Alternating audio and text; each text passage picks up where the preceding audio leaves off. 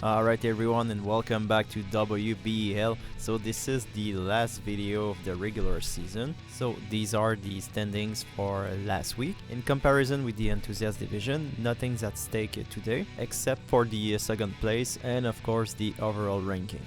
So in first place we have myself with 8 points.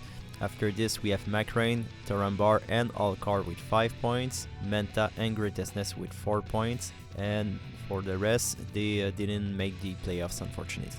So let's see how it shapes out, and let's see who's going to claim that bye week. Alright, so here we have Ramada Brawl. So on Alcar's side we have Barret, Raldor and Winter Ramada. On Rendel's side we have Flagberry Glaciela, Cherries and Original Ramada. So let's see how it went. Alright, this is definitely a strange pairing of units, especially coming out from Alcor. Barret, a very underutilized character, and even more so, Winter Ramada. This might be the first time I've seen Winter Ramada in a fight. And I feel like I've said that a lot this season, but I really think this is the first time I've seen Winter Ramada in a fight. But that Raldor should be good in helping to tank up the Charisse a little bit. And Barret might help out against both of the wind units, so even though this is a strange pairing of units from Alcor, it might actually end up working out for him. But once again, this is a very strong lineup from Rendell. 2 spear units and also one of them being Flag Glassy. It's going to be hard to resist that damage. And 2 wind units, the VC synergy is going to be really good for that Glaciella. Ramada might not have another turn. Let's see with that Cherries. Oh no. Yeah. She's charging. Okay, Oh, so no. she'll do one thing. Pressure Hazard. Oh. Okay. Okay. So a lot of damage on that Ramada, but really not a lot on that Glaciela. Oh, and we have Disable on that Cherries. So she won't attack at all. So Raldor going next. I don't think he's going to be in range. Oh, okay, he is. Demolition Fist. Oh, in killing that Ramada. Oh. And that was a lot of damage even on water unit. So Dispellings. Okay, this one also. So we have 4k on that Ice Barret. So Cherry wasn't able to do a hit. Okay, so that Raldor doing the work, killing that Cherries. Now we have Ramada going again, so really not much damage again on that Glaciela. So Retaliation, Glaciela again, Dispelling Spur Fight. So nearly finishing up that Barret, but he goes to Courage, so 1 HP left. Steel Skin, another Courage, okay. So Glaciela going again, so she is lapping everyone. Triple Cross, oh whoosh. So killing both units, only now Raldor's remaining. So Demon Purger, not much damage. So we have Glaciela going again. Triple Cross again. Oh, but that Raldor is really tanking that Glaciela very well. So he's going to go again. Basic attack. Not enough to kill Glaciela. So Glaciela next. Let's see. Spear of Sending.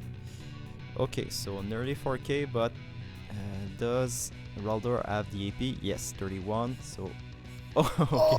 So she'll leave another turn. So Glaciela next.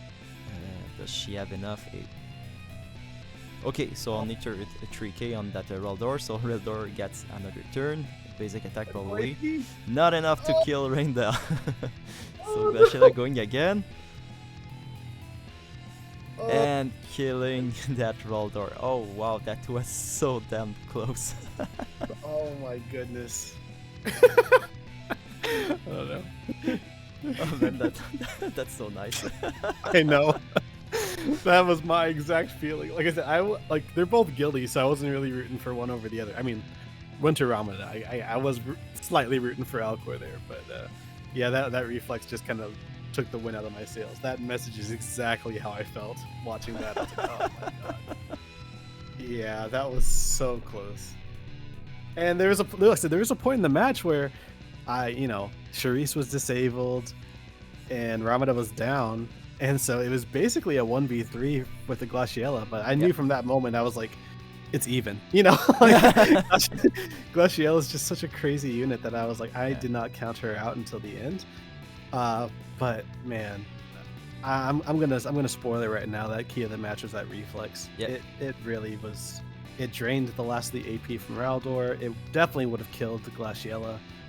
Yeah, that reflex came in right when it needed to. And like I said, I hate giving key of the match to reflex, but the match was so close up. You know, I wanted to give it to that disable right off the beginning, but it really came down to that reflex right there. Yeah, poor Cherries. She never finished her casting time. I know she didn't get to do anything that match. But she didn't need to. Glaciel just said, "Sip aside, I got this. Don't worry about it." What's funny is that in the chat this week, Randall was like, "Oh, I didn't use Glaciella for all the tournaments, so I guess that I should use her at least once." Guess I should just use one of the best characters in the game. Maybe, you know, it's just casually, you know. Yeah, and he finished 1 point away from the playoffs, so that's kind of sad for him. Yeah, unfortunate, but hey, at least he went out with a bang, because that was a fun match to watch. Yes, absolutely. Alright, so GG to both players and congratulations to Randall. GG to both players. Alright, so here we have Greatestness against Manta. So on Greatestness side we have Miranda, Sakura and Mariel. On Manta's side we have Dia, Perrine and Curie. So let's see how it went. Alright, coming out, I already see the Sakura, which is nice to see, because I don't know if she's been played at all this season. And especially good against this comp, because even though she is a light unit, she does have that one lightning attack, which could be good against the 2 water units coming out from Manta's side. But coming out from Manta's side, we do see the good old water-ice combination, which shares the VCs. We got the Curry all the way over on the other side, so he should be able to safely put out some damage. And we've seen Perrine and Dea. That's like a combo that has been putting in some serious work for both Manta and JB. It's just a very strong comp. So I don't really have a winner in this match. I'm just kind of curious to see how it actually goes. I think the main thing is going to be if Manta's team can close the gap without losing too much health. Because once Perrine gets in range and starts dealing her damage, she's a scary unit. Yeah, and so, all grouped up. Yeah. Okay, so First Blood is really huge, big damage on that Perrine, but because of the L back, she's nearly full health. Oh, okay, so massive damage from Dia to that Miranda. The L back wasn't really high, and now I think Miranda's dead, yes. And we have a Frostbite on that, so I forgot her name. Oh, Mariel. Yeah, Mariel. Okay, so Sakura, so let's see if she's going to use that lightning. Yes! So that lightning attack. Ooh. Oh, so killing that Dia, nearly killing that Perrine, that's really big. Mind Crusher missing that Curry, okay, that's random. Yeah! So Curry killing that unit. Alright, so Perrine going again, Vortex Kick, and one-shotting that Sakura. Well, it was entertaining. Yeah, in fact, I wonder if Curry had bow tie on or something. Maybe not, because he did move quite a bit, but I was fully expecting that Mariel to come up and kill that Perrine. And if that happened, that was Greatestness game pretty much. I don't think Curry could have won against both the Mariel and the Sakura there. But her going over for the Curry and on top of all that missing, that was unexpected for both reasons. And I mean, just congrats. I mean, there's not really much else I can say. That was just unexpected on my end, but very well played from both teams. Like I said, that Sakura did as much work as I thought she was going to do. That lightning move came in and just dealt so much damage. And it's so easy to forget how much damage she can deal just because we don't see her that much anymore. But she can really put in some pain. Yes, especially her lightning attacks against water units. Oh yeah. That's sad for Greatestness because, like you said, that Sakura was of great use. But the thing is that I think I would have liked is Mariel to start with Art of Flutter with +1 jump and move and going forward, detaching yourself from the group. He started a fight with all his unit grouped up and it ended up being really bad for him. Yeah, that first hit from Dea was actually pretty massive, and then Perrine's follow-up, yeah, that unfortunately, like I said, Miranda was taken out way too early because she was a little too far ahead. But regardless, like I said, it still ended up being very close. Like I said, if Mariel just swapped her target, went for Perrine, maybe she just didn't have the damage to finish off the Perrine. But yeah, I'd be curious to see if she could. And like I said, maybe Curry did have the bow tie. I felt like he moved too much to have the bow tie on, but I wouldn't be surprised. Alright, so GG to both players, and congratulations to Manta, who is on a roll. Yeah, GG to both players. Alright, so now we have myself against McRain. So on my side, we have Naya, Schuzolt, and Skal. On McRain's side, we have Yerma, Mariel, and Psaro. So let's see how it went. First thing, I'll say that I absolutely didn't predict that Yerma, and he didn't predict my Skal. Yeah, I can see, like I said, with both Shetzel and Skahal having guaranteed hits, I don't think this Psaro is going to be able to dodge much at all. So I think the best thing that he can hope for is to get that courage off, get in range, and deal some damage. Because I don't think he's evaded much of anything this match. But that Yerma can deal some damage. She's the Yerma of legend. So I am excited to see what happens here, because like I said, I really don't know how this is gonna go, honestly. I mean, like once again, Skahal. No, I'm never counting out Skahal. He's just such a scary unit, and especially his counter. You know, I complain about reflex, but this thing has like 7 times the rate of reflex. So, oh, here comes the reflect. It dodges. Yes. Okay. Wait. So, is his whole team evasive? That would be pretty awesome to see. Yes, she just used that Shadow Cast, I think, for evasion up. That makes sense. Oh, pressure hazard lands though. Yep. Which is also surprising. Oh, that's actually could be pretty smart to have Mariel not be evasive enough that she'll still use AoE attacks, but have the other ones so evasive that they'll still miss. Prisha Hazard missed that Yerma, and after the game, McRain told me that his team didn't add any stop stones. What? Oh no! That's unfortunate. Yes. And then Shetzel going down with a courage removal attack. So this is looking pretty rough. Like I said, especially with them being evasive. Oh my gosh, the counter! Like I told you, I mentioned it from the beginning. That counter is terrifying. And Naya has the full life, so if she survives, oh my god, this like, I need a counter. I need a counter in the top screen to let me know how many times Gahal's gonna counter this match. But maybe this is it. Oh, but he has re-raise. All right, so this is gonna be it.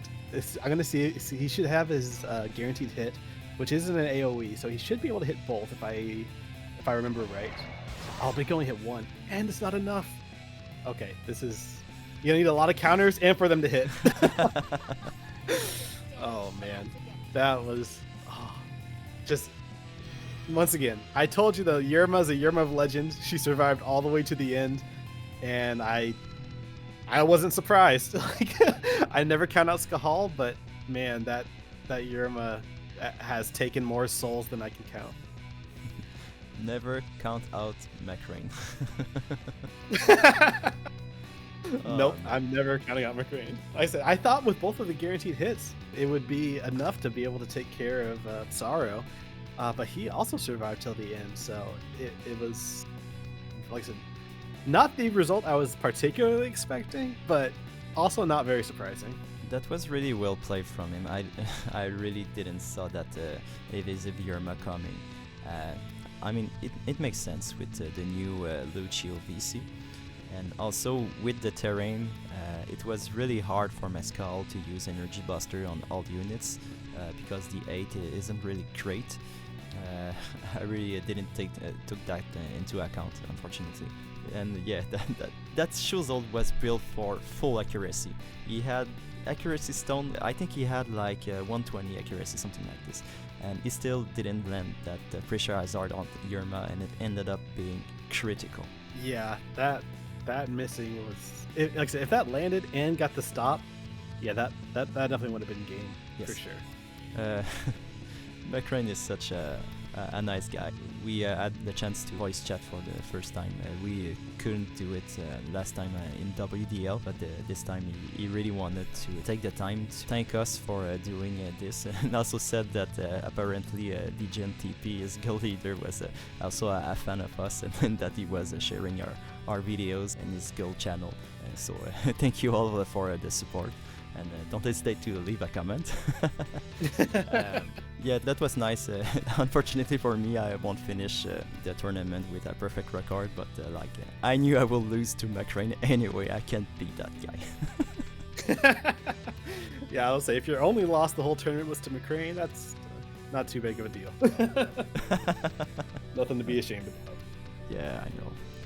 All right, so congratulations to McRae. Yep, GG's. Alright, so here we have Moangman against Johnny B. So on Moangman's side we have Tifa, Urel, and Winter Luarta. On Johnny's side we have Skal, Miranda, and Uni. So let's see how it went. Alright, right off the bat, I gotta say, Oh, I love... Oh, wow. I like the camera action. But right off the bat, we got the strike team coming out from Moangman, and I like it if he's able to get in range. The main thing, oh well, speaking of range. oh no. There's that range coming out. That immobilize was really needed because now he's probably going to be quickened, so and he's really close of his team. Yeah, this could be scary. Yeah, that's One rough. If he gets quickened, this could be it. I mean, he might not have the range because of the range height on Skahal is in the... Well, never mind. I take it back. Take it all back. Oh my goodness. Yeah, I don't have much else to say. I mean, Urel's good for taking out Skahal, but I mean now she's facing a Miranda, which has that. I mean, yeah, that was, jeez, that was so quick. I don't have much to say. Well, key of the match to initial placement. Yeah. Key of the match initial placement, and like I said, the immobilize not landing. If Johnny B had prepped for that and has the trust dome for that, then geez, that's GG. That's big brain play right there. Because I would not have prepped for immobilize whatsoever. But if he did, and that wasn't just RNG, not in his favor, then that would be the key of the match to me. Would be that trust dome. Because yeah, Skahal being able to get in range of those two units to get quickened. Because if he got quickened and was immobilized, then I mean obviously he couldn't do anything from that position, and that could have given Mountain Man more time to get in range and actually deal some damage. But as it stood, yeah, initial placement really was the deciding factor there. And maybe that he equipped Siren on a Skal to have another 25% more resist. Oh yeah, or and like I said, it could have actually been just sheer luck too. Because I know Siren, pretty much Siren or Velafor that's where I typically run on Skahal just for the cast time down. So yeah, you'll have to let us know if you actually prepped for that immobilize, and even if you didn't, just say you did. So we can give you the props for it. Leave a comment. But yeah, that was very well played. I didn't think Skahal would do well on this map because of all the different range heights, but I mean, clearly I was wrong. Alright, so GG to both players and congratulations to Johnny B. Yep, GG to both players. Alright, so here we have Unhindered against Torumbar. So on Unhindered side we have Rain, Cloud, and MacLeod. On Torumbar side we have Mariluke, Edward, and Raldor. So let's see how it went. All right, coming into this match, we see Unhindered bringing out a team I don't think I've ever seen from him before. Definitely the two great swords with MacLeod as the backup. So I don't know exactly how well Rain's going to be able to tank this team coming out from Torumbar, because he is notoriously bad against Strike. And, ooh, Cloud getting aggressive right off the bat. That is not what you want to see from Unhindered's side. He's not getting a chance to get the buffs off. And I'm sure he wanted to be able to get a few more of those buffs off for that AP. But let's just see how much damage. Oh no. Oh yeah. Rain is too high. Yeah, Rain's too high. Oh no. Yeah, well, and I don't think he got his hate buff off either. I think he just used Hard to Flutter and then that's it. he doesn't have innate 8? Oh, you're right. He does have a little bit. You're right. Like 5, yeah. Yeah, like 5. So he's probably got like 1 hit left, which is about how much health he has left too. So, yeah, that's unfortunate. So McLeod, you gotta pull your weight here, man. You gotta do some big damage. Even on the Edward, it was so low. Yeah, not exactly. I mean, he does have pierce resistance to give the benefit of the doubt. Yeah, true. But yeah, not what you wanted to see there, especially with it being your last unit. That's the thing with Pierce.